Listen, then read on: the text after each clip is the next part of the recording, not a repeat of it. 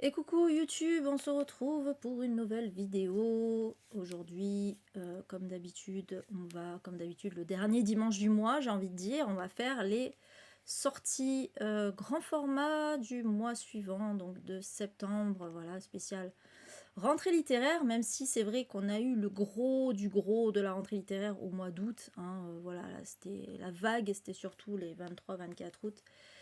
Mais il y a encore une petite vague là, en particulier début septembre. Donc on va regarder tout ça ensemble. Surtout que là, on est un peu moins de contemporain, là, on a un peu plus de genres différents. Voilà, c'est vrai que là, au mois d'août, c'était dominé par le contemporain. Comme d'habitude, coucou Jai, comme d'habitude, je suis en live avec les copines. Bon, voilà, je m'embête plus à faire de l'inclusif inverse là, parce que il n'y a jamais de mec.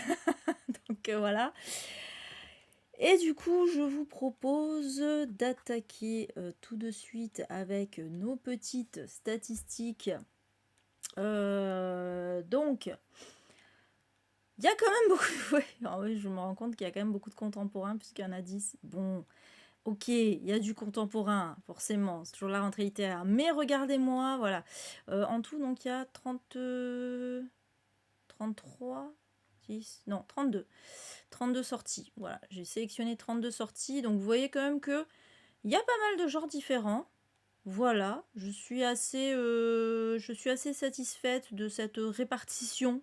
Il y a même des romances, oui, oui. Oui, parce que, encore une fois, hein, je rappelle, moi je sélectionne des livres qui me font le plus envie. Donc la romance, en général, c'est pas trop le truc que je lis le plus. Mais parfois, ça peut m'intéresser pour des raisons particulières, parce qu'il y a des thématiques particulières dedans, voilà, vous verrez ça. Par contre, voilà, pas beaucoup, comme au mois d'août, pas beaucoup de graphiques, seulement de mangas et de BD. Bon, les mangas, c'est normal, en général, c'est plutôt du petit format. Donc là, c'est 2 mangas grand format et 2 bandes dessinées, et je vous ai remis les pays, voilà, parce que il y a encore une belle diversité, là. Il y a encore une belle diversité de pays représentés, donc ça fait plaisir. C'est bien de le signaler.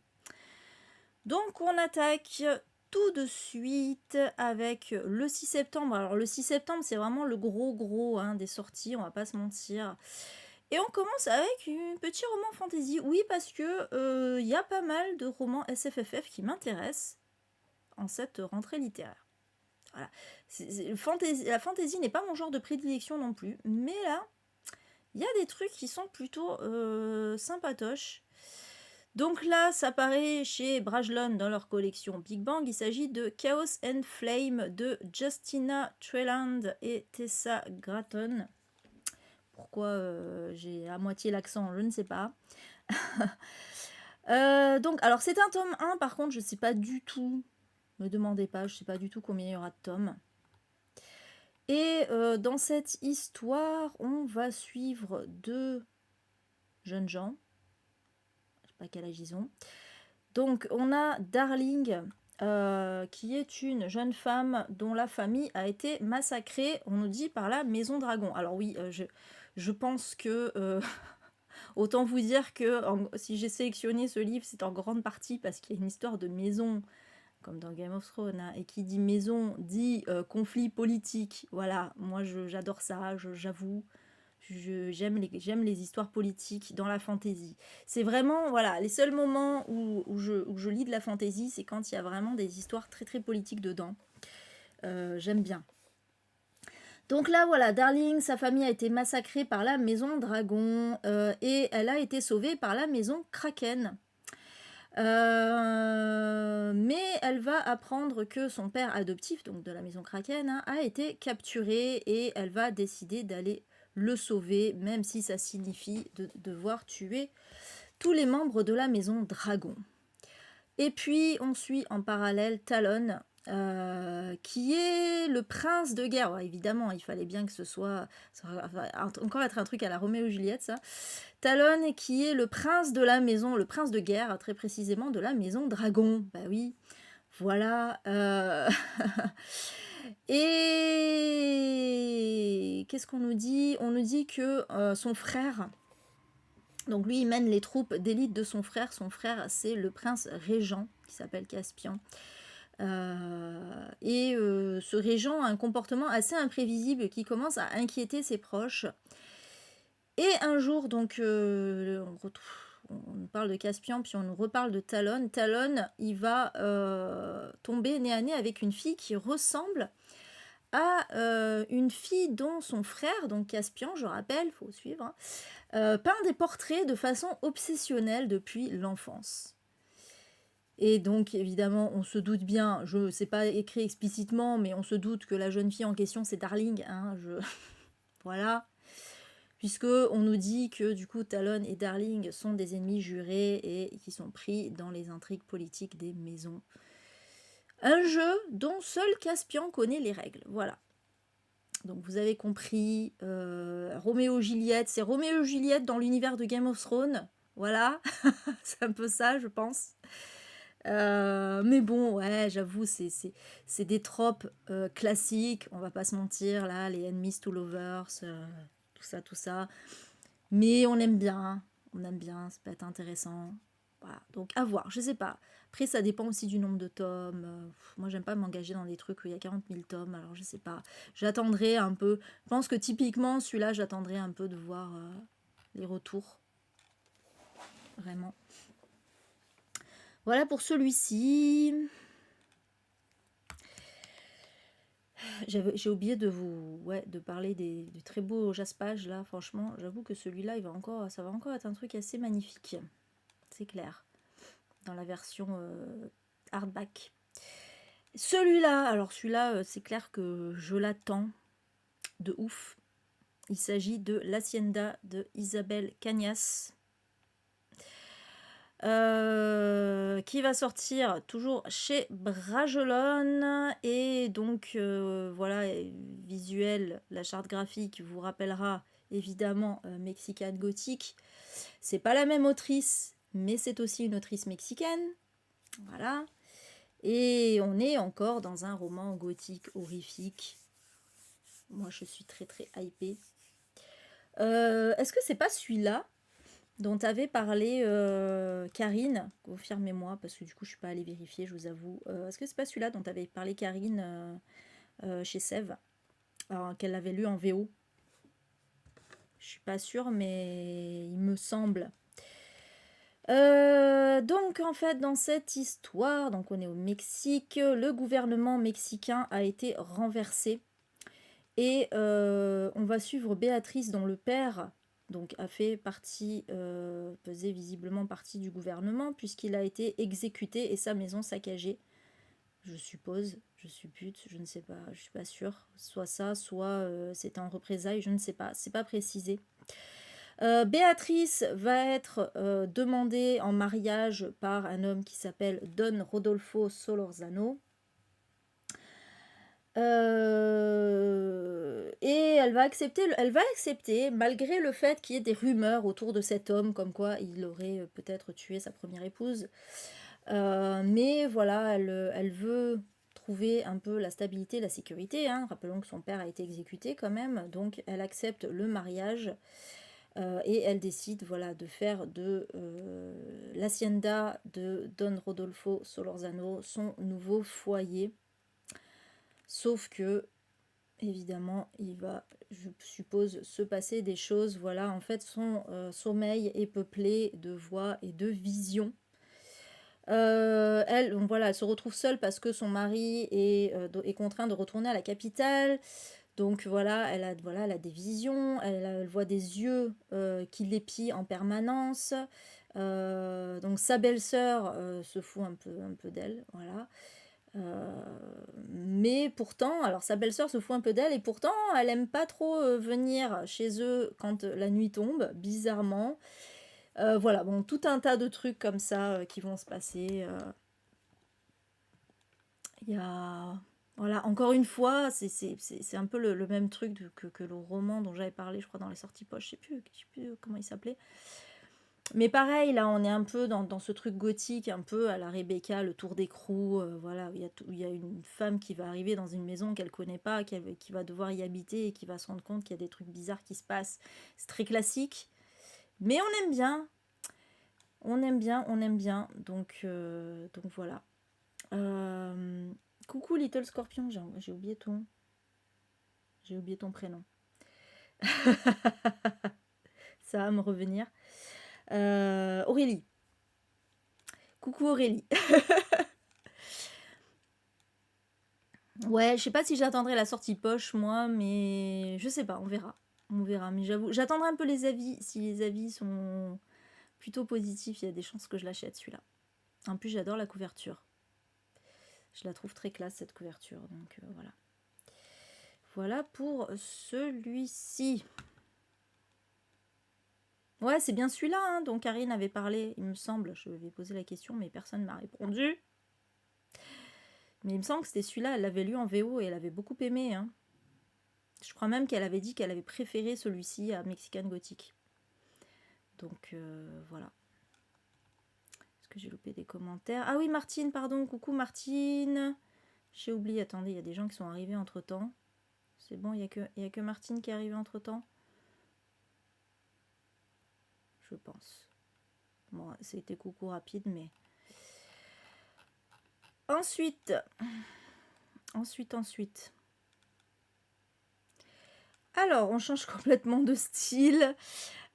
Toujours le 6 septembre sortira La librairie Morisaki de Satoshi Yagisawa aux éditions Hauteville. Alors ça fait bizarre parce que Hauteville, en général, on a plutôt l'habitude chez Hauteville d'avoir des thrillers domestiques, des romans historiques, ce genre de choses. Et là, hop, un petit contemporain japonais comme ça, de derrière les fagots. D'accord, pourquoi pas. Pourquoi pas. Donc... Dans cette histoire, on va suivre Takako qui a le cœur brisé parce que son fiancé Hideaki, enfin non pas son fiancé pardon, l'homme qu'elle aime en fait, lui annonce qu'il va se fiancer. Voilà, j'ai dit son fiancé, c'était pas son fiancé. Donc elle est dévastée et en plus le pire c'est que les deux travaillent ensemble et donc en fait pour plus avoir à le voir au travail elle va démissionner, elle a du mal à remonter la pente mais un jour elle va recevoir un coup de téléphone de son oncle Satoru qu'elle n'a pas revu depuis plusieurs années et il se trouve que Satoru est à la tête d'une vieille librairie d'occasion dans un quartier de Tokyo qui s'appelle Jinbocho, qui est le quartier des bouquinistes. Et en fait, il propose à Takako de venir l'aider dans la librairie et même de s'installer au premier étage de la boutique. Donc Takako accepte et elle va peut-être trouver un peu le bonheur, retrouver le bonheur grâce au livre. Voilà, classique, évidemment. Hein le feel good des livres. Mais quand c'est voilà, moi je suis pas très feel good, hein, vous le savez, sauf quand c'est japonais. Voilà. Parce que les Japonais ont une philosophie tellement particulière, bien à eux, loin des trucs un peu cucul à praline. Et voilà, en général ça me plaît. Alors, je pense pas que je l'achèterai parce que, alors quoi qu'il est pas très cher, même s'il fait que 200 pages. Mais je sais pas, on verra, voilà. Mais en tout cas, j'avais envie de le mettre parce que ça me plaît bien, ce genre de truc. Ensuite, alors, il y a un souci. Ah, je me suis trompée. Excusez-moi pour ce petit couac. Alors, c'est bien le 1er septembre qui sort. Attendez, je me trompe pas. Ouais, en fait, c'est juste que j'ai bouleversé je me suis trompée en mettant en ordre mes slides, voilà, sur mon PowerPoint. Donc toutes mes excuses. Voilà, du coup celui-ci c'est celui-là qui sort en premier, hein, le seul qui sort le 1er septembre. Donc désolé, il fallait bien. Pour une fois que j'avais rien oublié, j'avais tout mis comme il faut. Il y allait forcément y avoir un petit couac quelque part. Voilà, c'est tout le temps, c'est sûr. Donc le petit quoi qu'il est là, voilà, dans ma tête en fait c'est parce que je mets toujours par ordre alphabétique et dans ma tête les premières sorties c'était le 6 et du coup voilà j'avais mis par ordre alphabétique en comptant celui-là et en fait bah non celui-là c'était pas le 6. Autant pour moi. Donc la revanche de Arttu Tuominen qui est un auteur finlandais, qui est l'auteur du Serment que je n'ai pas lu mais qui est dans ma... qui est dans ma palle en vrai, hein, voilà, mais depuis un petit moment. Mais c'est pas grave. Alors c'est pas une suite ni rien, hein. On est sur un one shot également, hein. Donc ce qui est intéressant c'est que c'est un thriller qui va se passer au sein de la communauté LGBTQIA+. Donc en fait on va être dans une boîte de nuit qui est majoritairement fréquentée par cette communauté qui va être touchée par une explosion malheureusement. Et il se trouve que donc c'est l'inspecteur Henrik Oxman qui va être, donc il est dans la brigade criminelle, il va être chargé de l'enquête, mais il se trouve que le hasard veut que Henrik était présent ce soir-là dans la boîte et pour cause, puisque lui-même il fait partie de cette communauté LGBTQIA+. Et donc il va se lancer là-dedans, mais le problème c'est que il va devoir, pour ça, dire qu'il était présent ce soir-là, et donc, quelque part, faire un coming out, ce qu'il n'avait évidemment pas du tout envie de faire, mais voilà, son sens du devoir lui dit que il n'a pas le choix. Et voilà, on n'en sait pas plus, donc j'imagine que voilà, il va y avoir tout un truc autour de cette communauté, donc moi ça m'intéresse toujours. Hein, quand c'est surtout le fait que voilà que ce soit un thriller, c'est intéressant. Je sais, voilà, alors j'ai pas lu Le Serment, je sais qu'il a eu d'excellents retours, donc j'ai très très envie de lire celui-ci, on va pas se mentir. Je vais attendre quand même les retours. Je sais pas si je commencerai pas par Le Serment, peut-être, on verra. On verra. Après, comme c'est des one-shots, c'est pas très gênant. Ouais, c'est vrai, Oljai, comme moi, les feel-good japonais, tu adores. Donc voilà pour celui-ci qui sortira donc le premier, hein, toutes mes excuses. Donc on retourne au 6 du coup avec la sentence de Louise Erdrich. Donc Louise Erdrich qui est pour rappel d'origine autochtone et qui écrit donc souvent, enfin tout le temps d'ailleurs, sur cette communauté.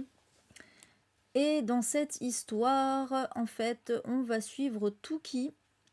Tuki qui est une quadragénaire d'origine donc autochtone qui était en prison visiblement, on ne sait pas pourquoi, et qui va être libérée, qui va bénéficier d'une libération conditionnelle. Et elle va être embauchée dans une petite librairie. On retourne dans la librairie. Elle s'épanouit beaucoup dans son travail parce qu'elle adore lire. Mais il se trouve que, c'est vrai que j'aurais pu mettre fantastique aussi d'ailleurs, tiens.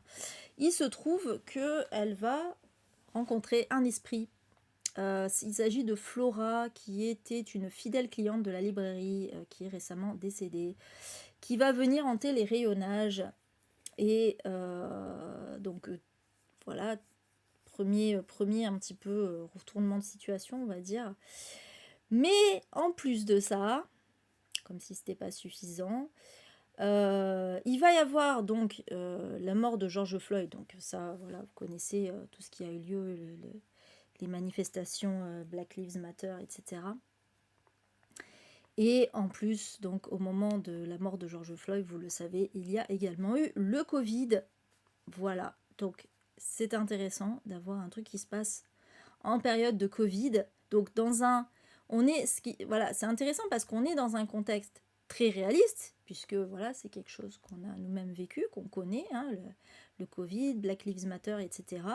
Mais en même temps avec une touche de fantastique comme ça, avec un esprit, et évidemment toujours la thématique. Alors là, la thématique des livres, bien évidemment, mais aussi la thématique de la situation des autochtones en Amérique. Donc j'imagine que ça, entre George Floyd et ça va pas mal parler de racisme, je me doute bien.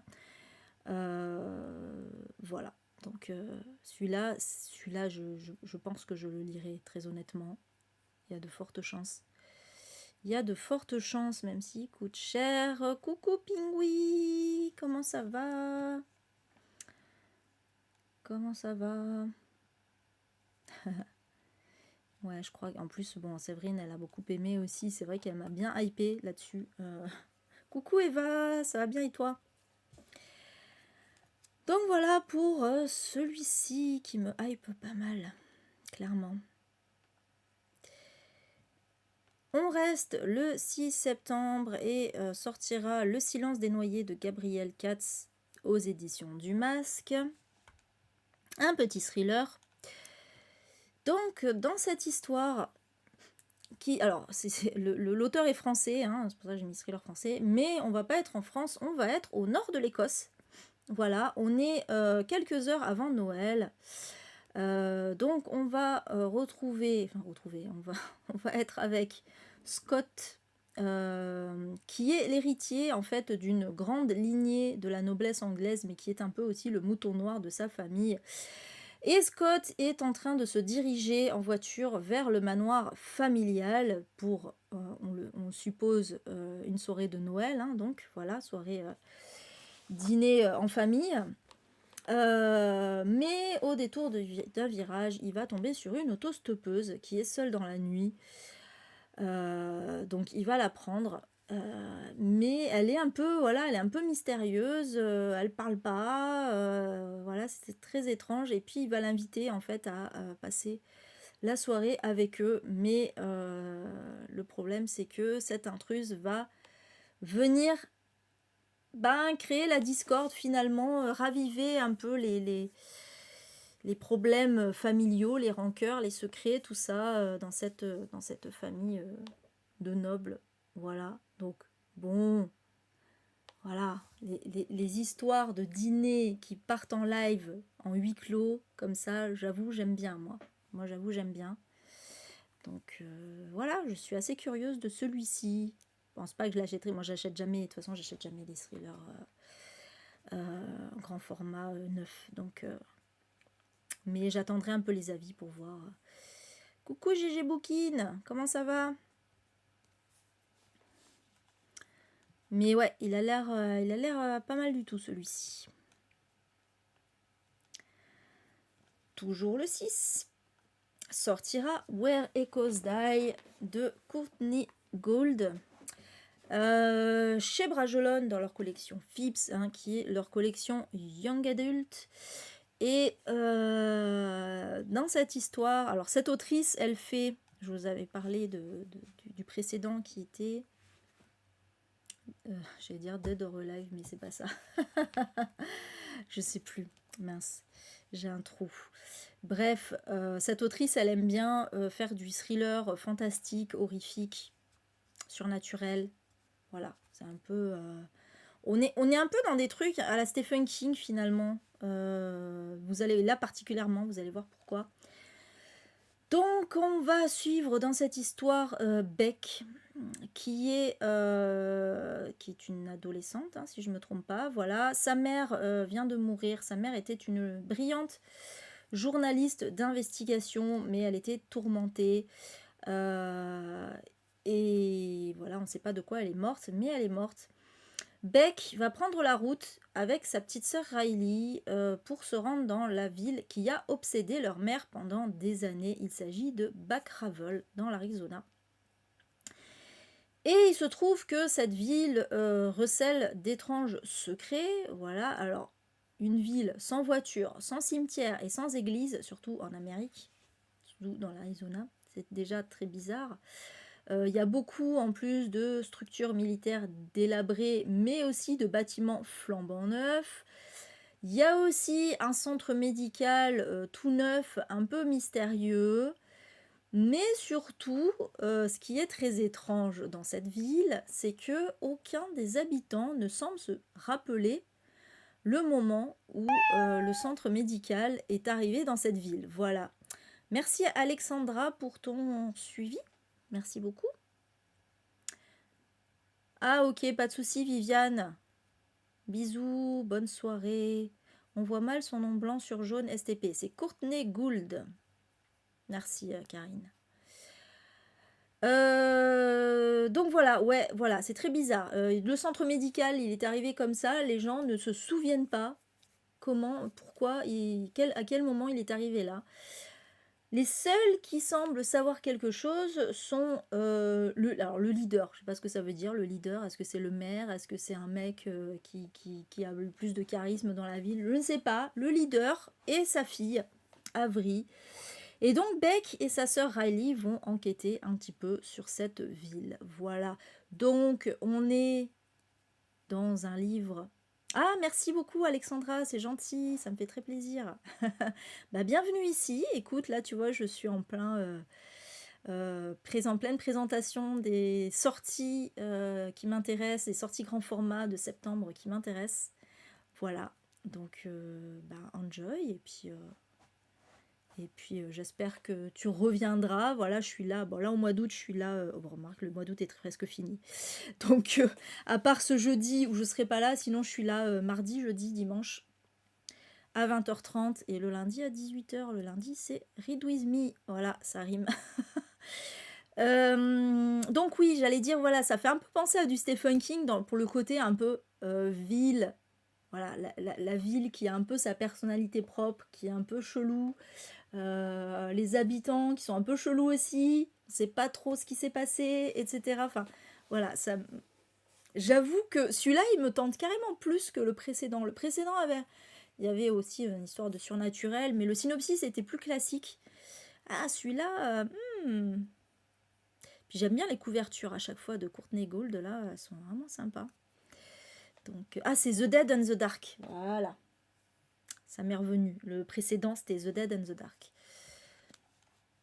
Voilà pour celui-ci.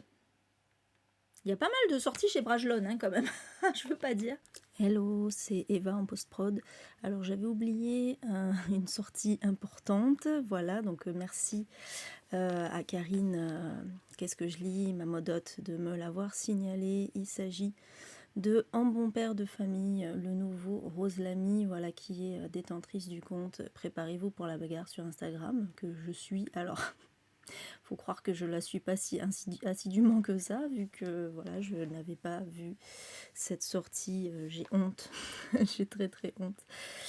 Surtout que j'adore son compte. Donc, alors en plus, c'est particulièrement intéressant puisque dans cet essai qui est en fait un genre de docu-fiction, on va s'intéresser donc à l'expression en bon père de famille. Donc vous devez connaître cette expression qui signifie en gros en tant que personne intègre, qui fait les choses bien, voilà, qui structure la société, etc. En fait, qui représente la norme, mais la bonne norme. Voilà, donc expression bien sexiste, hein, vous l'aurez compris. Et donc, dans cette histoire, en fait, c'est un genre de fiction. Donc Rose Lamy a imaginé que ce sont les fameux bons pères de famille qui ont écrit cette histoire dans laquelle les femmes et les enfants sont les éléments perturbateurs. Voilà, donc les patriarches ont le beau rôle. Les hommes violents, ce sont jamais eux, ce sont forcément des monstres, ce sont forcément les étrangers, les marginaux, etc. Et donc on va voir un petit peu comment évolue cette société. En gros, voilà, donc on est un peu dans un docu-fiction politique. Voilà, j'ai très très hâte évidemment de découvrir ça. Alors je l'ai demandé sur NetGalley, on verra bien si je l'obtiens ou pas. Moi j'avais lu son premier qui était Défaire le discours sexiste dans les médias, que j'avais absolument adoré, donc j'ai très hâte de lire celui-ci. Voilà, désolée pour cette petite interruption, mais c'était important de faire ce rajout. Ensuite, on passe au 7 septembre. Ça y est, on a passé la vague du 6. Sortira Mary de Anne Ikut. Je ne suis pas sûre de savoir prononcer. En plus, c'est une autrice néerlandaise. Alors, je vous avoue que je ne sais pas prononcer le néerlandais. Je pense que mes amis belges sauront mieux que moi. Mais voilà. Donc désolée pour cette prononciation un peu aléatoire. Et donc en fait, Mary, bah, c'est un peu une biographie de Mary Shelley, qui est donc l'autrice de Frankenstein, que j'ai beaucoup aimé d'ailleurs, hein. Donc on est en 1812, on va suivre donc Mary qui séjourne en Écosse dans la famille d'Isabella qui est une adolescente. Donc Mary est adolescente, Isabella est un petit peu plus âgée qu'elle. Voilà, donc elles aiment bien ensemble parcourir la lande et se raconter un peu des histoires qui font peur. Voilà, est-ce qu'il n'y a pas des monstres qui les guettent au détour des paysages, etc. Elles aiment bien, voilà, elles aiment bien regarder le monde qui les entoure et un peu, voilà, déceler un peu des mystères comme ça. Et puis, on va être 4 ans plus tard et Mary est devenue femme, épouse et mère en tout cas. Et elle séjourne au bord du lac Léman. Donc on n'est plus en Écosse, hein, vous l'aurez compris. Et donc elle est en compagnie des poètes Percy Shelley et Lord Byron. Je me suis perdue dans mon truc là, pardon. Oui, parce que je vous rappelle que j'ai des... Voilà, j'ai des antisèches. Donc en fait, voilà, on a des pluies diluviennes. Du coup, en fait, Mary, elle est un peu enfermée et elle passe son temps à s'inventer des histoires effrayantes. Et c'est là que peut-être ça va donner naissance donc à l'œuvre qu'on connaît tous. Il s'agit donc de Frankenstein. Voilà, donc extrêmement intéressant. Moi, j'ai très envie. Alors, est-ce que c'est... Je ne sais pas si c'est une biographie romancée ou si c'est vraiment la vraie vie de l'autrice. Je ne sais pas. J'ai cherché, j'ai pas trouvé. S'il y en a qui ont l'info, n'hésitez pas à me le dire. Mais en tout cas, ouais, ça m'intéresse clairement. Voilà pour celui-ci.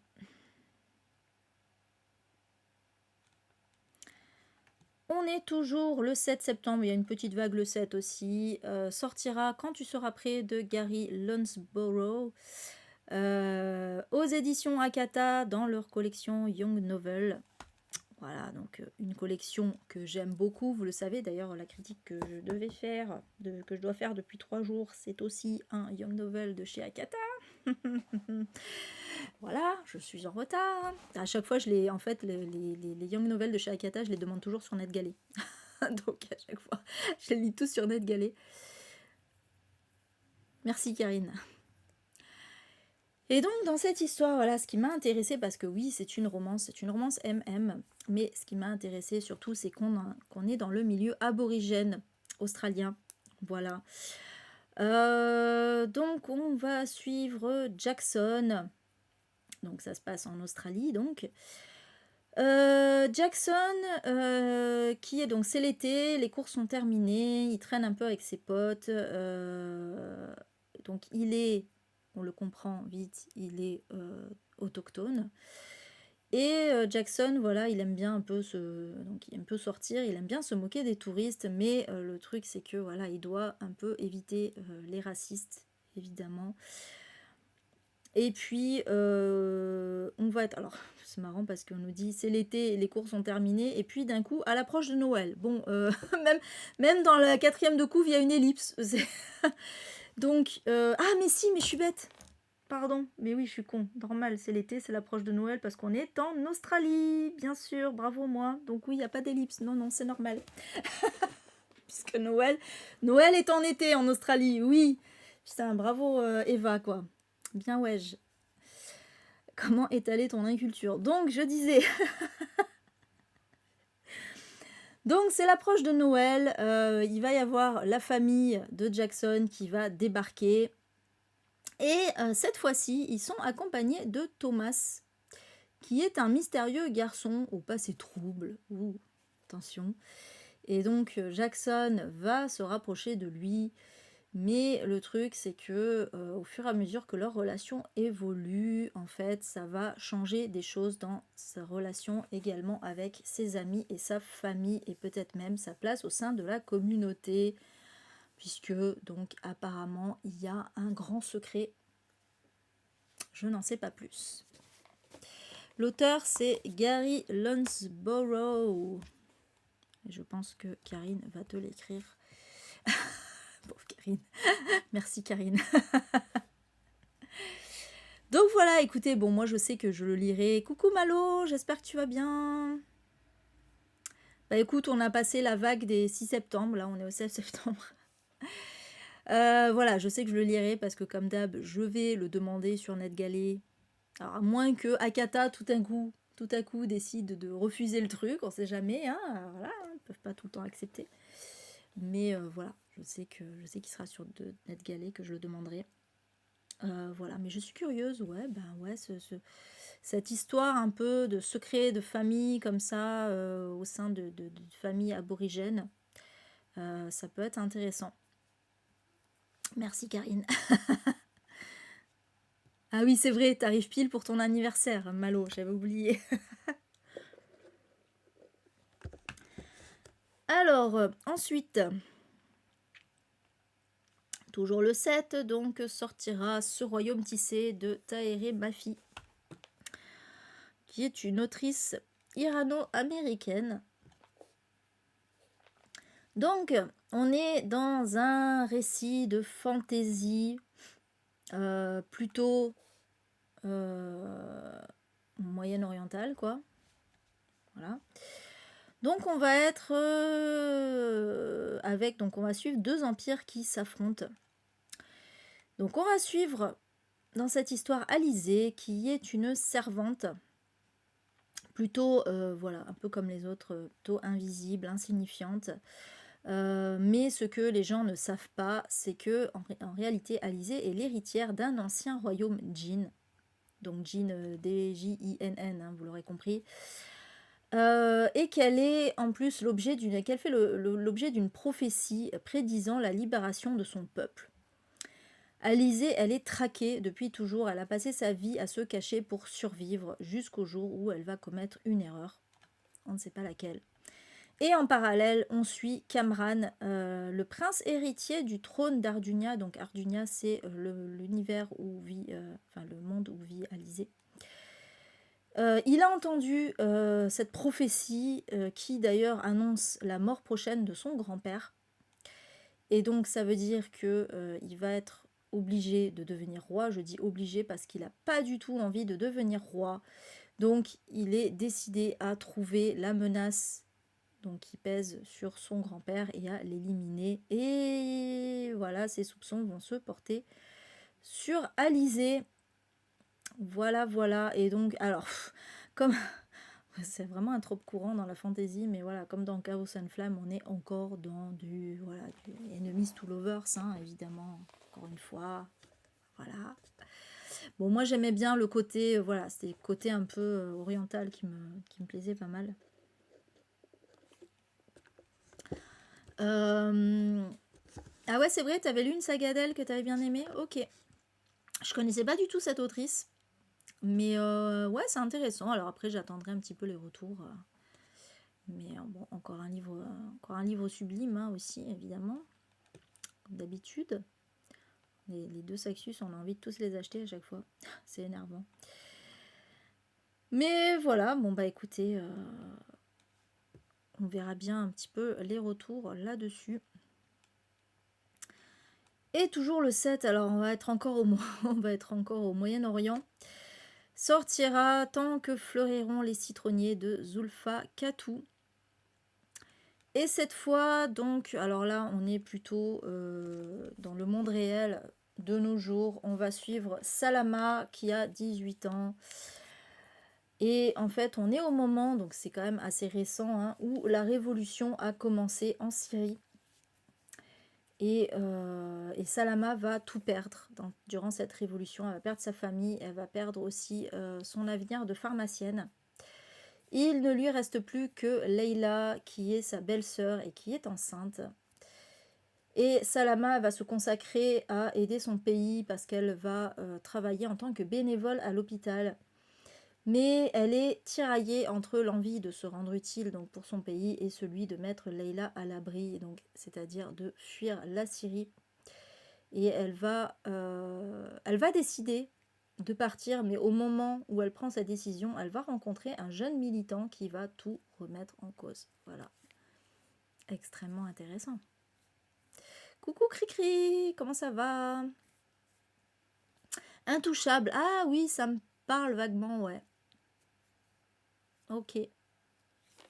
Ok. Donc voilà, ouais, moi j'aime bien. Ça, c'est un livre qui va plaire à Malo aussi, je sens.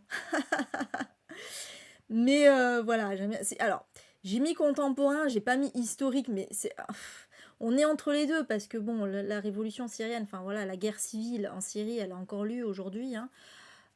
Mais en même temps, voilà, il y a le côté historique de ça, d'événements géopolitiques en fait, hein, qui se passent, qui ont énormément d'influence comme ça. Sur le monde. Donc, ouais, il y a quand même un côté roman historique quelque part. Ou voilà, roman, on pourrait dire, je sais pas, roman géopolitique, j'en sais rien, je ne sais pas. Roman social aussi, hein, évidemment.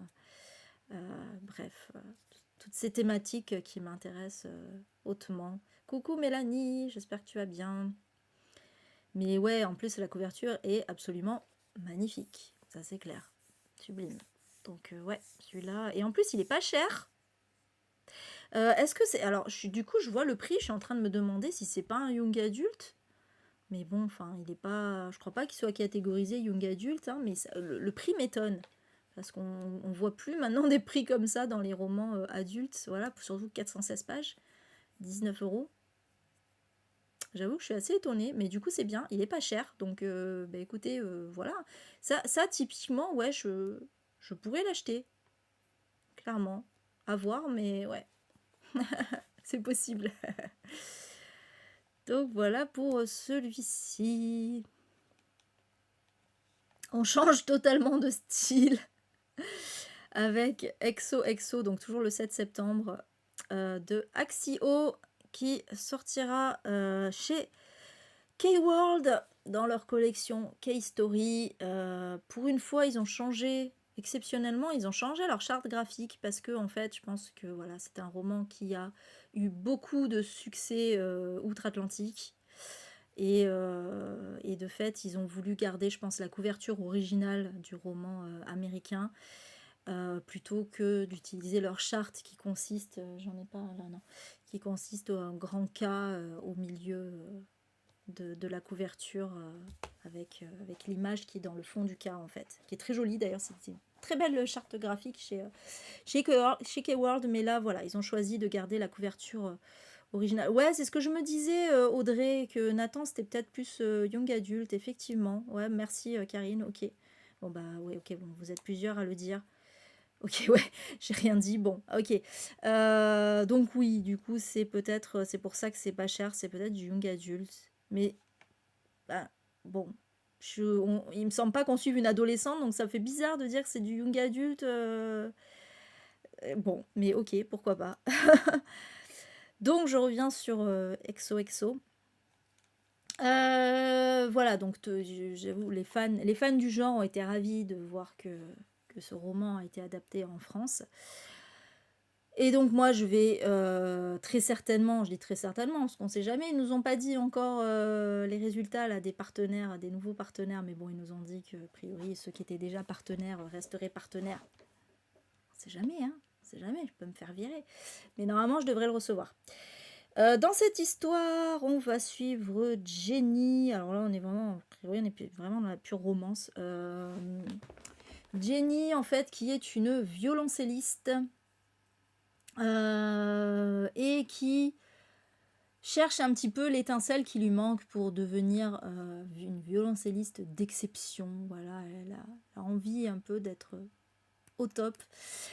Et elle va, en fait, elle est donc Jenny, a priori, elle est américaine mais d'origine coréenne, comme l'autrice en fait. Hein. Axio est américaine d'origine coréenne. Et elle va. Je reçois un message de mon chef maintenant. Oui, tout va bien. C'est pas grave, je répondrai demain matin.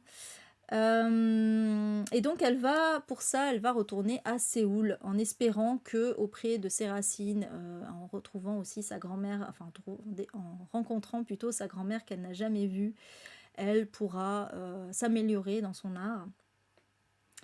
C'est perturbant. On se fait un point cette semaine, yes, oui. Et elle va rencontrer... en fait, c'est pas qu'elle va rencontrer, c'est qu'elle va retrouver là-bas Jae-woo. Jae-woo qui est un garçon qu'elle a rencontré à Los Angeles, donc là où elle habite. Sauf que, en fait, quand elle arrive en Corée, rien ne va se passer comme prévu, puisque, en fait, elle va se retrouver un peu en bisbille avec un groupe d'élèves qui font aussi partie d'un groupe de K-pop. Oui, parce qu'il fallait bien, on est chez K-World, il fallait bien qu'il y ait une histoire de K-pop dedans. Et le groupe, c'est EXO-EXO. Et il se trouve que 3 des membres du groupe sont dans son lycée et que Jae-woo fait partie également de ce groupe. Et donc il y a ça. On nous dit aussi que donc Jennie, elle veut intégrer une prestigieuse université pour devenir violoncelliste. Mais il se trouve qu'elle va participer donc à un concours et que le jury va lui dire qu'elle n'a pas d'étincelle. Voilà. Ah mais non, mais attendez, oula, pardon. J'aime pas quand les 4e de couverture font ça, ça m'énerve. Pardon, excusez-moi. Le professionnalisme. Oui, j'avais pas du tout lu le synopsis en fait de celui-là, c'est pour ça.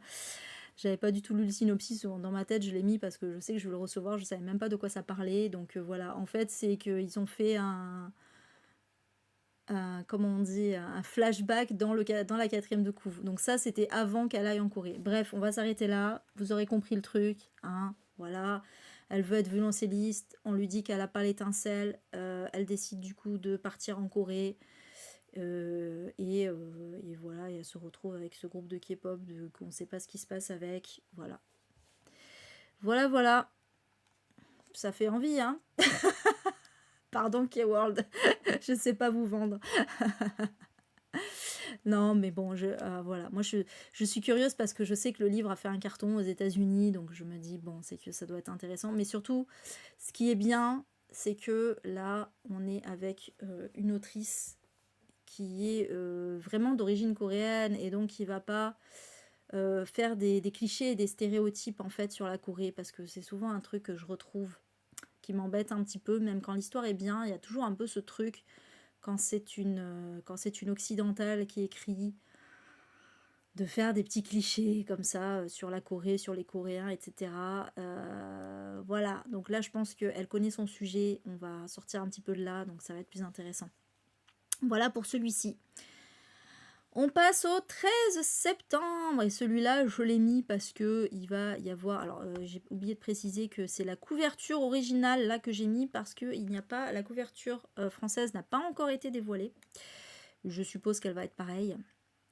Et ça va être adapté en série, si je ne me trompe pas, ou en film. Non, en film, pardon. Il s'agit de Damsel de Evelyn Sky, qui est asiatique d'ailleurs, Evelyn Sky. Voilà, petite précision comme ça au passage. Ça peut servir pour Lisons l'Asie. Oui, Laurent, c'était un seul livre. Voilà. Et donc il va sortir chez Hugo dans leur collection Stardust. Et qui va être adapté donc en film avec Millie Bobby Brown. Voilà, moi j'aime beaucoup Millie Bobby Brown, donc c'est aussi pour ça que je l'ai mis. Et donc dans cette histoire, on va suivre Elodie, Elodie qui est la princesse du royaume d'Inof. Et son royaume est frappé par la famille depuis... par la famille. J'imagine la famille qui va frapper tout le monde. La famine depuis des années. Elodie, en fait, elle, tout ce qu'elle souhaite, c'est la survie de son peuple.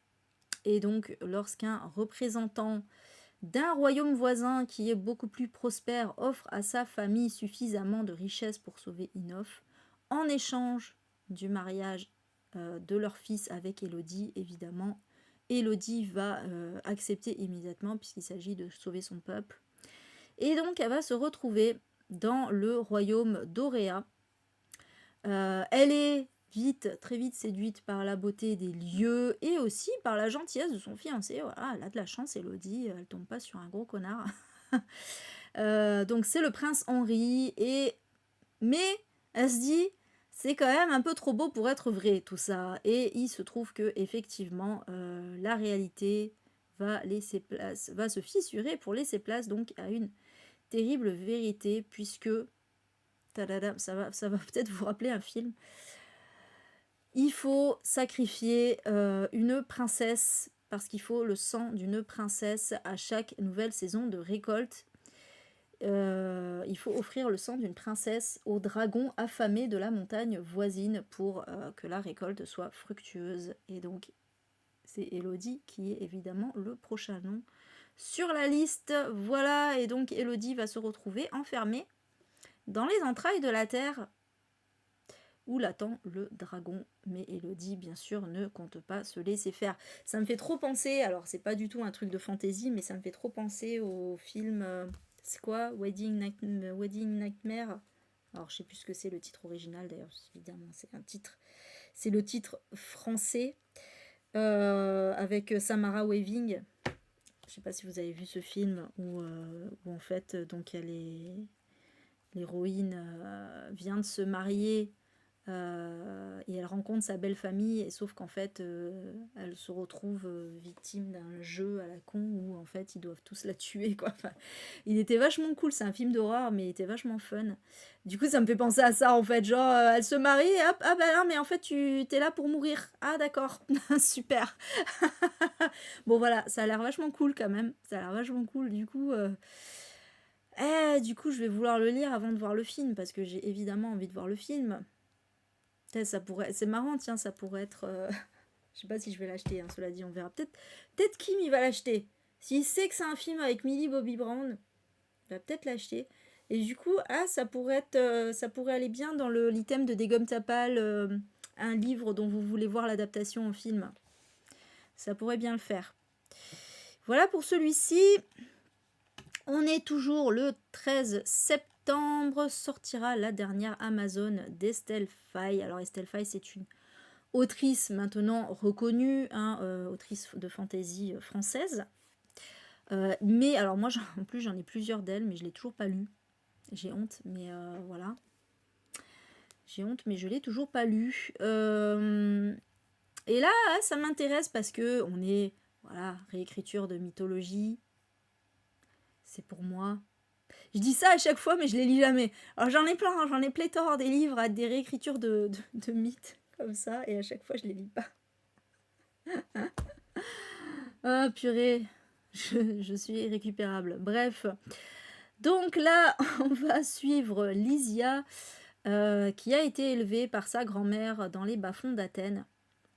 Mais son existence va basculer le jour... J'ai oublié de préciser que ça sortait chez Rajo, hein. Son existence va basculer le jour où l'oracle Tirésias, qui est remonté des enfers, lui annonce qu'elle est la dernière héritière du légendaire royaume des Amazones, qui a été vaincu par Thésée une génération plus tôt. Donc Lysia, elle n'a pas du tout envie de ce destin, mais malheureusement, elle va pas avoir le choix, et à cause de ça, elle va devenir une cible pour les dieux de l'Olympe, autant que pour les rois humains. Donc elle va être obligée de fuir Athènes et de se lancer dans un voyage jusqu'aux confins du monde connu. Voilà. Intéressant. Intéressant. Donc je sais pas si ça va être... je crois pas, là il n'y a pas marqué tome 1 ou quoi, donc je pense que c'est un one shot, a priori. Mais voilà, alors pareil, je suis pas sûre que je l'achèterai, mais voilà, la couverture est très belle aussi. Je pense que ça va être, je suppose que ça va être bien doré sur la couverture. Voilà, j'attendrai un petit peu les retours, mais j'aime bien le synopsis. Ensuite,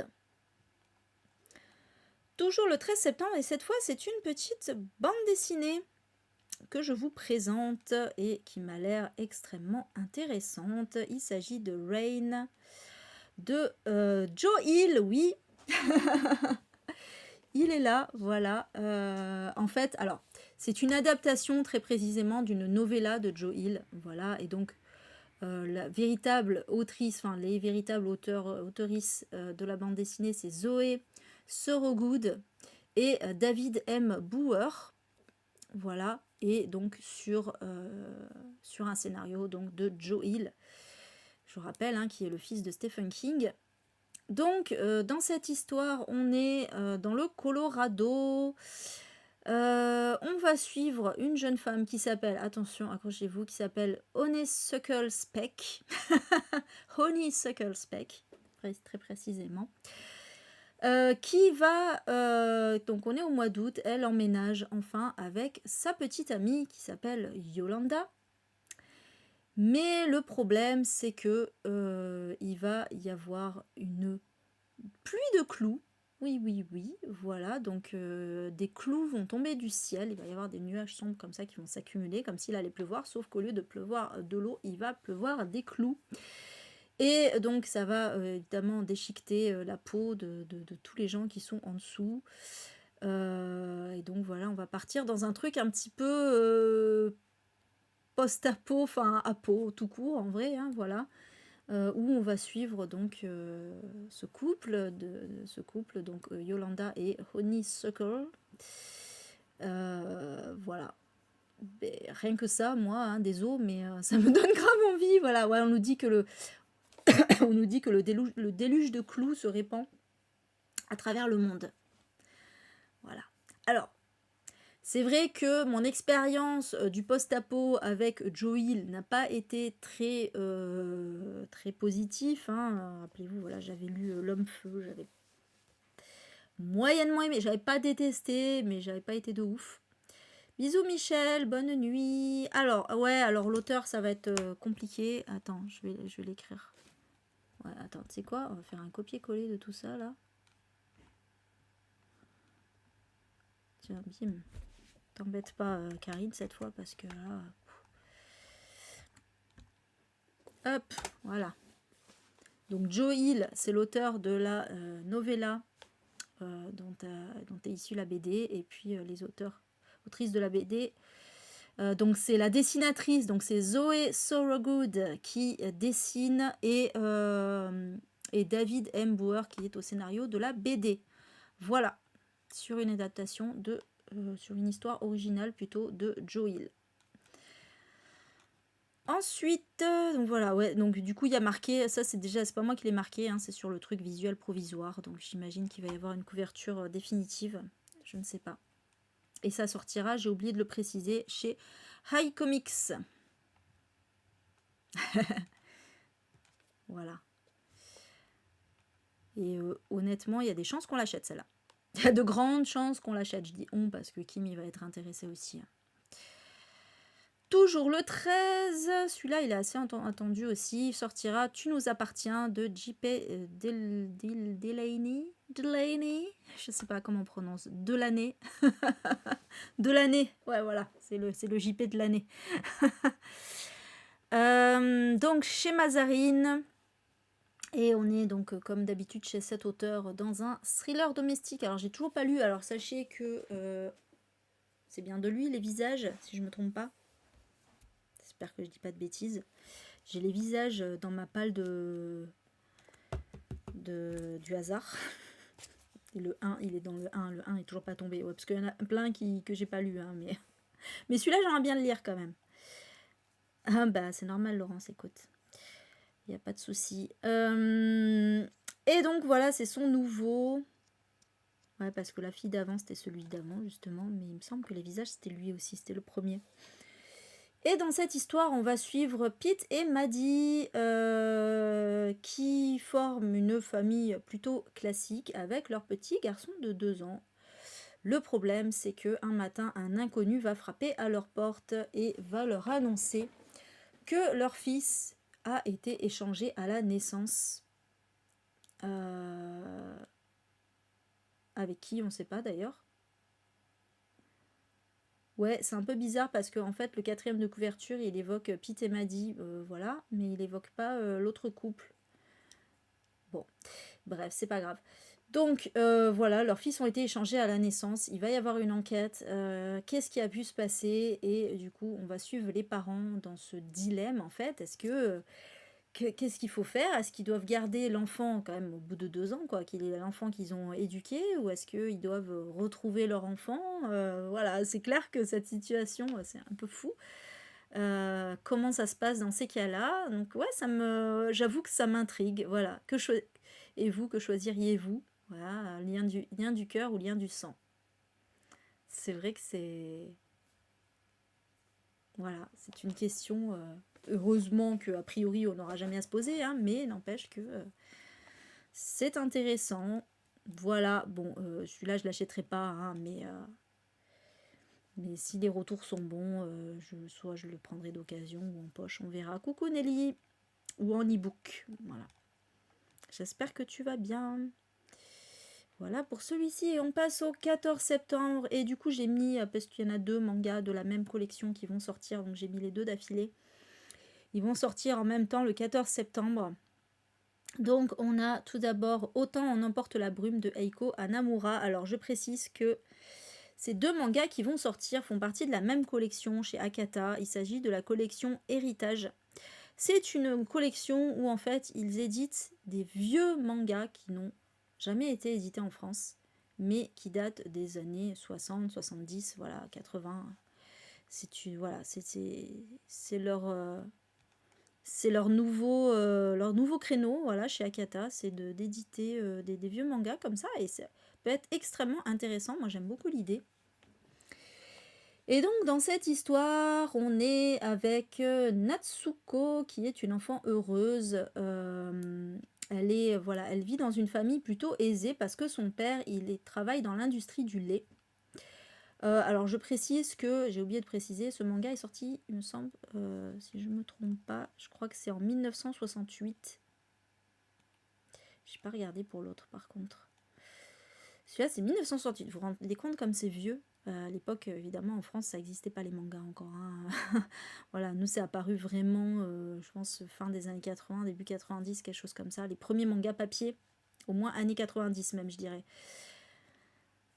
Et donc, voilà, Natsuko, elle est dans une famille aisée, mais un jour, alors qu'elle voyage à Hokkaido, donc Hokkaido, c'est la partie la plus au nord du Japon, elle va rencontrer une mystérieuse jeune fille.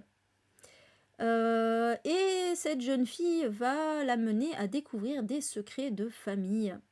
Voilà, et donc ça va avoir un impact, notamment par rapport au passé de sa propre mère, de la mère de Natsuko. Et donc voilà, Natsuko va malheureusement devoir faire face à des révélations qui risquent de changer sa vie.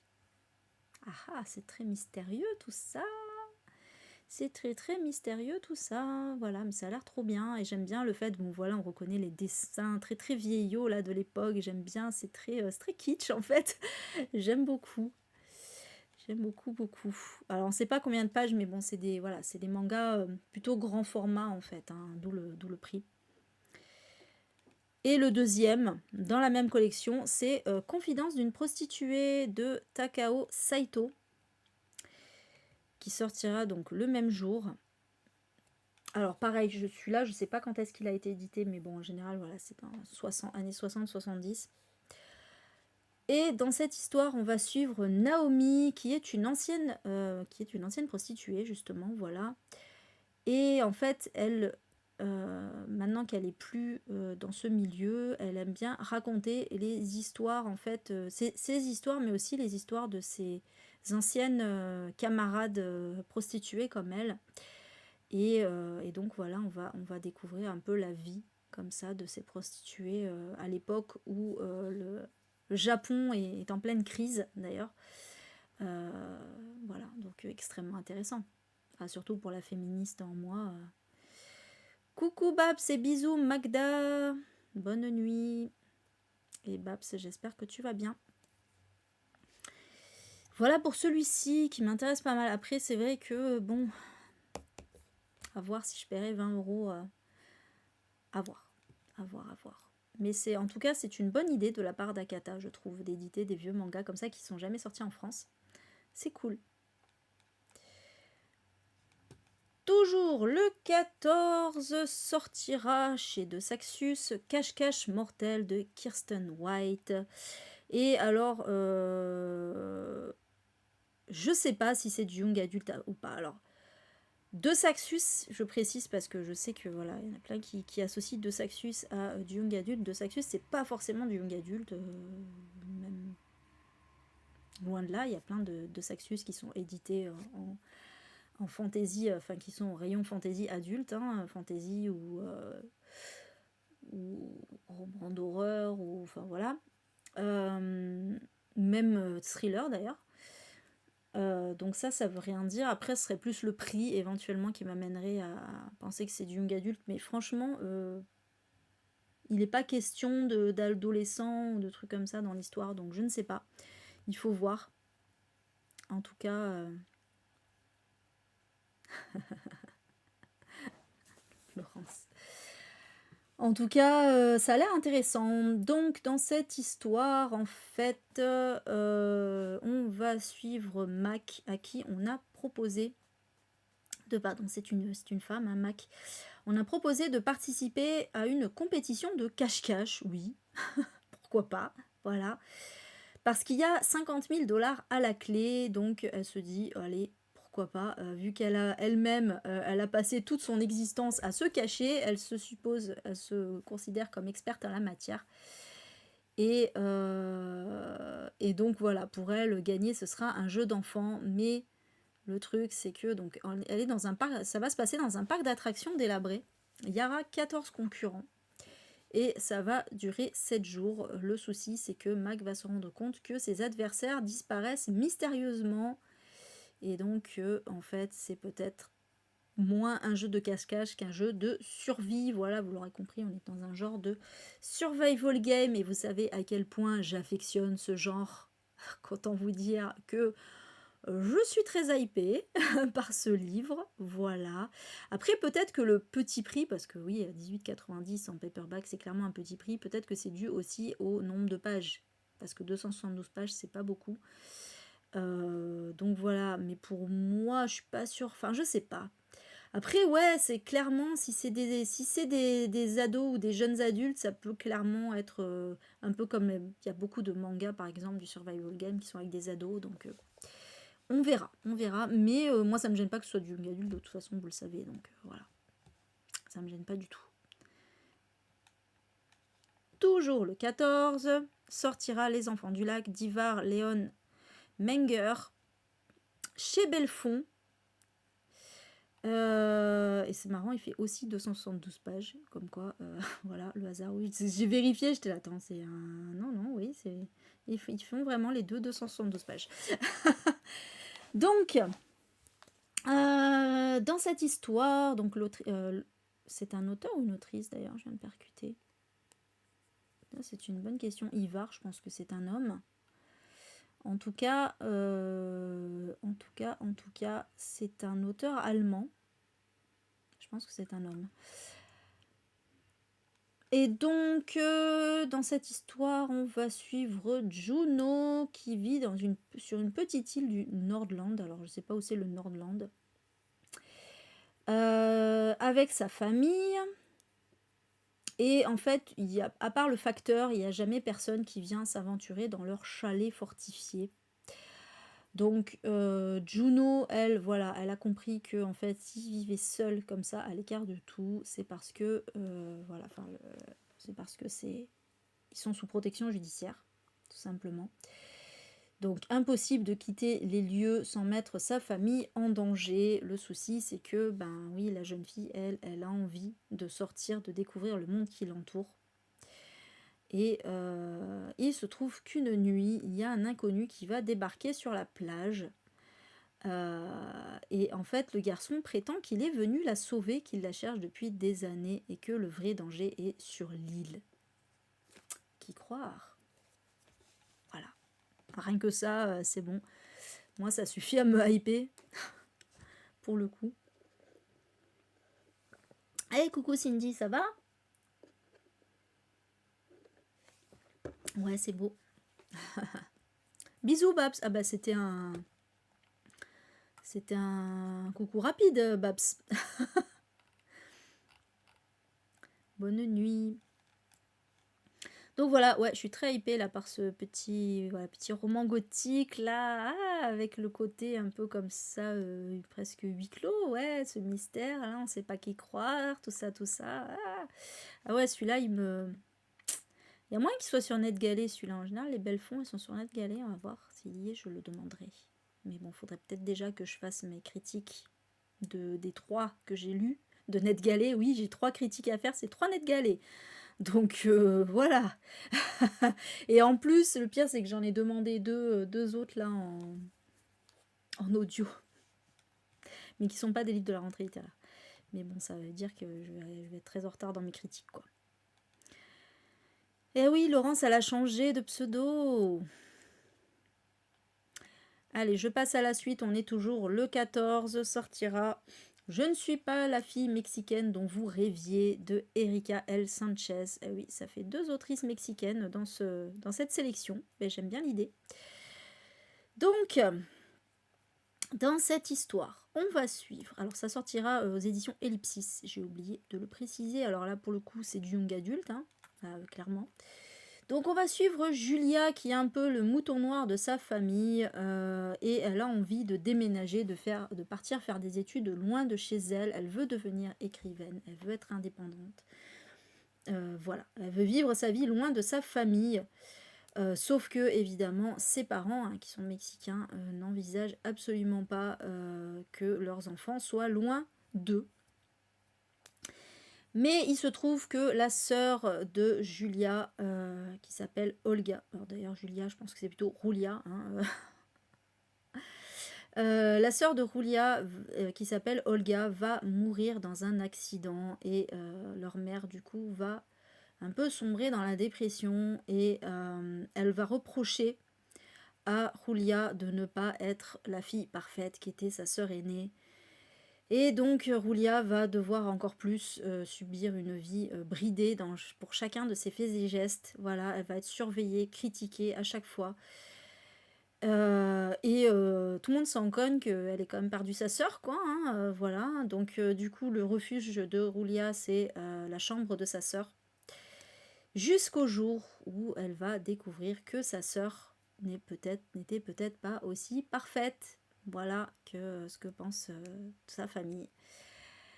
Intéressant, interesting, j'aime bien les petits secrets de famille comme ça, et puis voilà, puis en plus on va être dans une communauté mexicaine, c'est intéressant. Donc ouais, voilà, j'aime bien, alors en plus, petite phrase de America Ferrera, et voilà, j'aime beaucoup, elle dit « Je suis tombée amoureuse du magnifique roman de Erika L. Sanchez ». Et moi j'aime beaucoup America Ferrera, qui est donc l'actrice de Ugly Betty, et qui était dans pas mal de films aussi, et que j'aime beaucoup, et qui était récemment dans Barbie d'ailleurs. Donc ouais, je sais pas. Moi ça marche ce genre de truc. Putain, je me fais bouffer par les moustiques, c'est n'importe quoi. Bref. Toi aussi t'es à la ramasse sur NetGalley, Karine, ça va, je suis pas la seule alors. Ça me rassure. Non mais vas-y, je vais faire mes 3 critiques là. Ça va y aller. Ensuite, on passe au... Ouais, d'ailleurs, j'ai oublié, c'était le 14. J'avais dit que c'était le 14, c'était le 14. Hein. On passe au 20 septembre. Sortira... Alors là, on est plus... D'ailleurs, j'ai pas précisé, mais on est plutôt dans du jeunesse. Né pour partir de Azouz Begag et Mamadou Sow. Alors, faut préciser que c'est une biographie. C'est la biographie de Mamadou Sow, écrite par Azouz Begag, voilà, mais Mamadou Sow a participé également donc au livre, d'où le fait qu'il soit crédité comme auteur. Donc là, ouais, on est plutôt sur du jeunesse, c'est vrai que je ne l'ai pas précisé, où en fait Mamadou va raconter sa migration, en fait, voilà, à travers donc la Guinée, le Mali, l'Algérie, la Libye, l'Italie et la France. Rien que ça. Voilà, une histoire vraie, donc Mamadou était, et toujours d'ailleurs, un jeune Guinéen qui est parti de chez lui seul un jeudi de novembre 2015 dans le but de trouver en France des médicaments pour soigner son père atteint d'un cancer. Et donc voilà, on va raconter son périple terrible, hein, Mon chef, il s'éclate à écrire sur Teams, ça. On va raconter voilà, son périple à travers ces différents pays. Et voilà, bon, je vais pas. En fait, je vais pas en dire plus parce qu'il raconte un peu le truc, mais je trouve que c'est un peu dommage de tout raconter dans la 4e de couve. Voilà, donc si vous intéressez comme ça au récit de migrants, moi je trouve ça toujours très intéressant parce que on se rend pas forcément compte de tout ce qu'ils peuvent vivre, hein. Enfin, bon, moi aussi maintenant je m'en rends compte, enfin c'est même, en vrai c'est évident, mais bon, ça a l'air, il y a certaines personnes qui pensent que bah, c'est facile, voilà, donc bon, le problème c'est que ces personnes-là, c'est pas elles qui vont lire ce roman, hein, malheureusement, mais bon, c'est quand même toujours bien d'avoir ce genre d'écrit. Voilà, donc petit roman biographique assez court, mais voilà, j'avais envie de le mettre. Ensuite, on est toujours le 20 septembre, et celui-là, il me hype de ouf. Celui-là me hype de ouf. Il s'agit de Nous sommes l'Apocalypse de Andrew Joseph White, qui est un best-seller du New York Times, et j'avoue que souvent les best-sellers du New York Times sont effectivement, j'allais dire des valeurs sûres, pas forcément, mais en tout cas des bons crus. Voilà, et donc ça sortira aux éditions Actu SF dans leur collection Naos. Donc, dans cette histoire, on est aux États-Unis et on va être dans un genre de dystopie, hein, finalement, voilà, puisque l'humanité a... alors, attendez, ouais, c'est ça, a été partiellement détruite, en tout cas, par un virus mortel qui a été diffusé mondialement. Et on va suivre en fait une genre de secte, oui une secte on peut le dire clairement, une secte évangéliste qui est appelée les Anges. Et c'est eux en fait, c'est cette secte là qui a déployé le virus. Voilà, rien que ça. Et on va suivre Benji, qui est un adolescent trans et qui a été élevé dans cette secte et maltraité d'ailleurs. Il va essayer de fuir avec son père, puis malheureusement, il va pas réussir à fuir avec son père. Alors pourquoi, je ne sais pas, mais en tout cas, il va fuir sans lui. Et il va réussir à rallier une communauté de survivants. Voilà, donc là, on est vraiment, ouais, on est carrément dans du post-apo en fait, hein, puisque visiblement, c'est quasiment toute l'humanité a été décimée. Et donc voilà, ça lui semble plus sûr, mais en fait, il sait malgré tout que la menace, c'est lui, parce que il a été le cobaye d'expériences biologiques. Et il sait qu'il est en train de se transformer en monstre. Et donc, il risque de mettre en danger les autres. Waouh! Voilà. En plus, bon, on nous dit, moi, voilà, ça c'est bon, ça achève de me hyper. Nous sommes l'Apocalypse est un roman sombre, violent et engagé sur la difficulté à vivre en dehors des normes et à se reconstruire après les ravages d'une secte religieuse, et explore la responsabilité et l'impact de la suprématie blanche et de l'autoritarisme sur la société et les individus. Roman très très politique donc. C'était totalement pour moi. Voilà. Voilà. Ouais, celui-là, il y a forte chance que je l'achète. Honnêtement, je pense que c'est, ouais, là pour le coup, c'est clairement un de ceux qui me hype le plus là dans toute cette sélection. Clairement. Voilà. Ça a l'air grave cool. Voilà pour celui-ci. On passe à un petit young adulte. Je l'ai mis parce que voilà, on est dans une dystopie et j'aime bien les dystopies, donc je l'ai mis. Alors j'aime bien le truc comme Hunger Games en mieux. Pas du tout prétentieux le truc. Donc c'est Objectif Bonheur de Josh Silver. Et dans cette histoire, donc ça sortira chez Hachette. Dans cette histoire, on est encore avec une épidémie. Non, mais alors là, c'est pas tout à fait pareil. C'est une épidémie de tristesse. Et, mais fort heureusement, pour pallier cette épidémie, il y a Objectif Bonheur. Objectif Bonheur, c'est projet destiné à enrayer le mal-être adolescent. Voilà, c'est un genre de programme en fait. Et on va suivre Seb qui a été sélectionné pour participer à ce programme. Et donc en fait, dans ce programme, les participants, qui sont tous des adolescents, vont être soumis à des épreuves. Et les épreuves vont devenir de plus en plus inquiétantes au fil des jours. Et donc, ils vont se demander, les participants vont se demander quel est le but réel de l'expérience qu'ils sont en train de vivre. Et en sortiront-ils indemnes? Ouh là là. C'est presque du survival game, même si c'est pas un jeu, c'est du survival tout court. On sait pas trop ce que c'est en fait, mais ça a l'air cool aussi. Ouais, t'as vu Karine, comme Hunger Games en mieux. En plus, bon, à part le côté survival, je vois pas trop le rapport avec Hunger Games, mais bon. Bref, salut Stéphane, j'espère que tu vas bien. Mais bon, voilà, je l'ai mis parce que j'aime bien les dystopies, voilà. S'il est sur NetGalley, je le demanderai, mais bon, alors je dis ça, mais quand c'est Hachette, il me refuse tout le temps.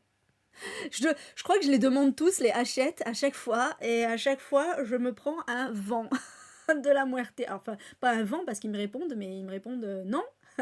Désolé, vous remplissez pas les critères. Alors je sais pas j'ai jamais su ce que c'était les critères, hein, mais c'est pas grave. Mais je me vais même me prendre encore un taquet. Mais c'est pas grave. Bref, voilà pour celui-là. On passe au 21 septembre. Ah putain, en plus Stéphane, t'es arrivé pile au bon moment là. Ah celui-là. Ah celui-là. Ça me fait chier parce que les sonatines ils sont devenus super chers aussi. C'est comme les Gallmeister. Alors, ils sont un peu moins chers que les Gallmeister, mais quand même. Donc, Chasse à l'homme de Gretchen Felker Martin. Ah, celui-là, il m'a l'air bien politique aussi. J'aime trop l'idée. Donc, en fait, alors, décidément, ça fait 3 romans à la suite où on est avec une histoire d'épidémie quand même. Hein. Je veux pas dire, mais on aime bien les épidémies. Alors, surtout, il y avait aussi la sentence avec le Covid. Il n'y avait pas un autre truc encore. Il y a plein de trucs avec des épidémies là pour septembre. Ah, je sais pas pourquoi, hein, mais je sais pas, c'est le Covid a laissé des traumatismes, il faut croire. Ouais, complètement Nelly. Il y a des ME plus difficiles que d'autres. Franchement, il y a des maisons d'édition, ils acceptent tout le temps. Et il y en a d'autres, c'est non. Mais ouais, franchement, ouais. C'est pas du tout. Ils ont pas les mêmes critères en fait. Il y en a, je sais pas sur quels critères ils se basent, mais bon. Donc, une épidémie a transformé les êtres humains à haut niveau de testostérone en des créatures uniquement mues par leurs besoins les plus primaires, c'est-à-dire se nourrir, violer et tuer. Et donc, forcément, tous les individus masculins sont devenus de dangereux zombies. Et on va suivre Bess et Fran, qui sont 2 femmes trans.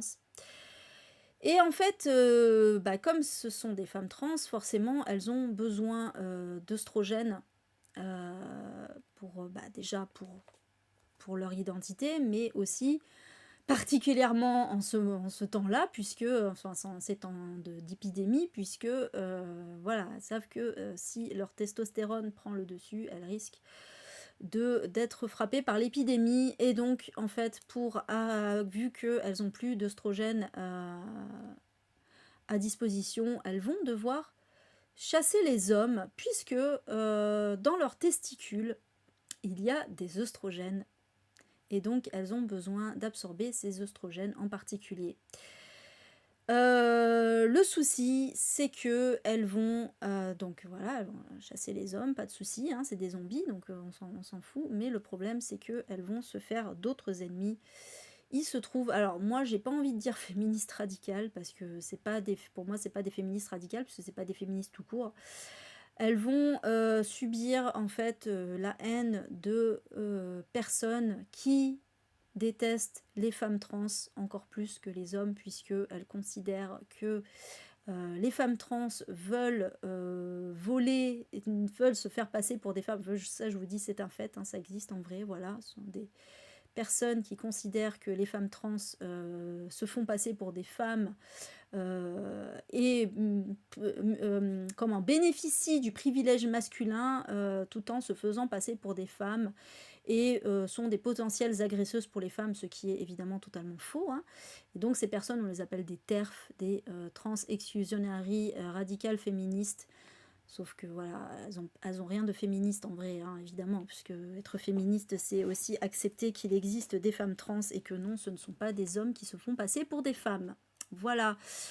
Donc voilà, clairement, ce livre va évidemment être un pamphlet contre ce genre de féministe. Et aussi, bah voilà, je sais pas, je pense que d'une façon générale, on va parler de la cause trans, donc c'est intéressant. Alors, je sais pas si l'autrice, j'ai pas vérifié, tiens, est-ce que c'est un On Voices? Est-ce que l'autrice est une femme trans? Je ne sais pas, mais ça serait pas étonnant.